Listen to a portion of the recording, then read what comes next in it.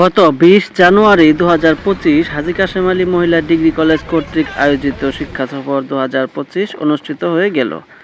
এটি ছিল অধ্যক্ষ মহোদয়ের শেষ শিক্ষা সফর। অধ্যক্ষ মহোদয়ের নির্দেশ মতো সকাল ৮টায় আমরা গাবড়াখালী গারো পাহাড়ের উদ্দেশ্যে রওনা হই।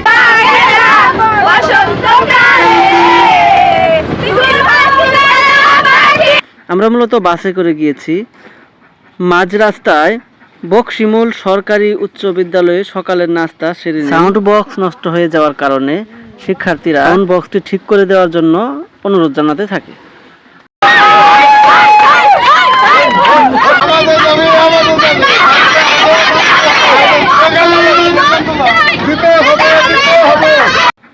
সকাল 11টায় উক্ত স্পটে গিয়ে উপস্থিত হই।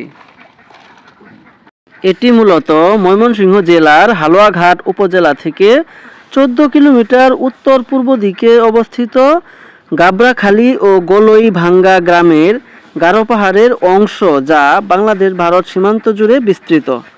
গাবড়াখালী গারো পাহাড়টি মূলত ভারতীয় মেঘালয় রাজ্যের অংশ, যা ত্রিপুরা মিজোরামের পাহাড়ি এলাকার সঙ্গে সংযুক্ত।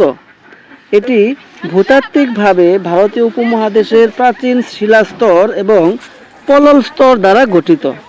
পাহাড়টি এক সময় টেকটনিক প্লেটের গতিবিধির ফলে সৃষ্টি হয়েছিল। 125 একর জায়গা জুড়ে 66টি পাহাড় নিয়ে গাবড়াখালী গঠিত। এর উচ্চতা 70 থেকে 200 ফুট পর্যন্ত।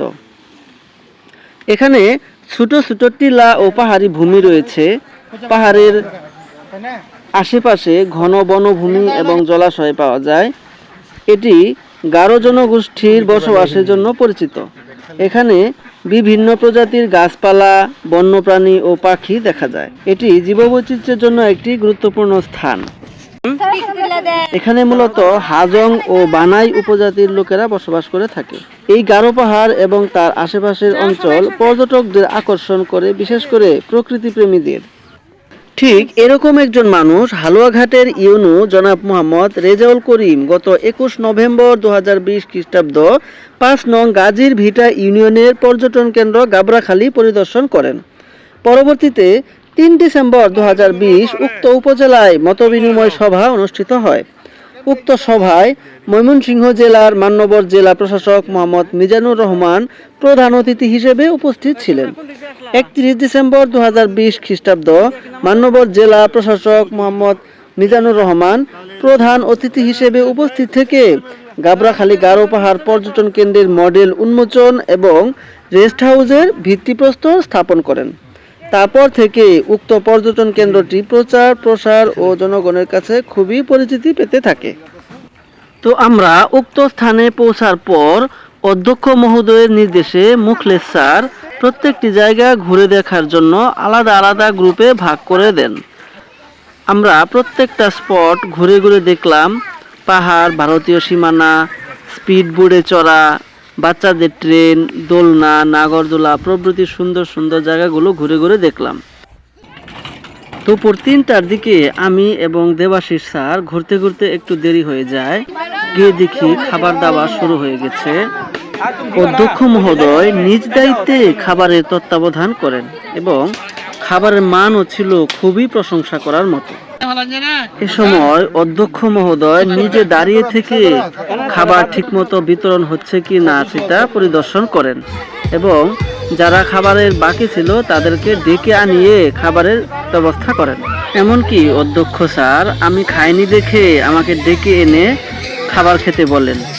যদিও আমি সিট পাইনি, তাই দাঁড়িয়ে দাঁড়িয়ে খাচ্ছিলাম। বাচ্চু স্যার আমাকে একটি মাংস খাইয়ে দিচ্ছে, আপনারা ইতিমধ্যেই দেখতে পেয়েছেন। সবার খাওয়া দাওয়া শেষ হলে মুখলেস স্যার, নজরুল স্যার, পরাগ স্যার এবং সবশেষে প্রিন্সিপাল স্যার খাওয়া দাওয়া করেন। প্রথম পুরস্কার, দ্বিতীয় পুরস্কার মার্সিডিজ গাড়ি, আর তৃতীয় পুরস্কার মুক্তাগাছায় নতুন বাজার মেইন রোড এলাকায় 20 কাঠা জমি। খাওয়া দাওয়া শেষে প্রিন্সিপাল স্যারের উদ্যোগে এক মনোমুগ্ধকর রেফেল ড্র অনুষ্ঠিত হয়। এর উপস্থাপনায় ছিলেন আমাদের মামুন স্যার। আমিও একটি পুরস্কার জিতেছি, আর এর প্রথম পুরস্কার পান জেবুন নাহার ম্যাম।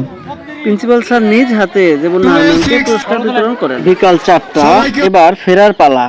ফেরার সময় আমি এবং মামুন স্যার শিক্ষার্থীদের বাসে আসি এবং শিক্ষার্থীদের আনন্দ উল্লাসে আমরাও সামিল হই। উক্ত ভ্রমণে আমরা সকলেই প্রচুর মজা করেছি এবং এত আনন্দ করেছি যেটা স্মৃতির পাতায় স্মরণীয় হয়ে থাকবে। তাই উক্ত শিক্ষা সফরের আয়োজনের উদ্যোগ গ্রহণ করার জন্য অধ্যক্ষ মহোদয়কে ধন্যবাদ জানিয়ে এবং যারা ভিডিওটি শেষ পর্যন্ত দেখলেন তাদেরকে ধন্যবাদ জানিয়ে আজকের মতো বিদায় নিচ্ছি। আল্লাহ হাফেজ।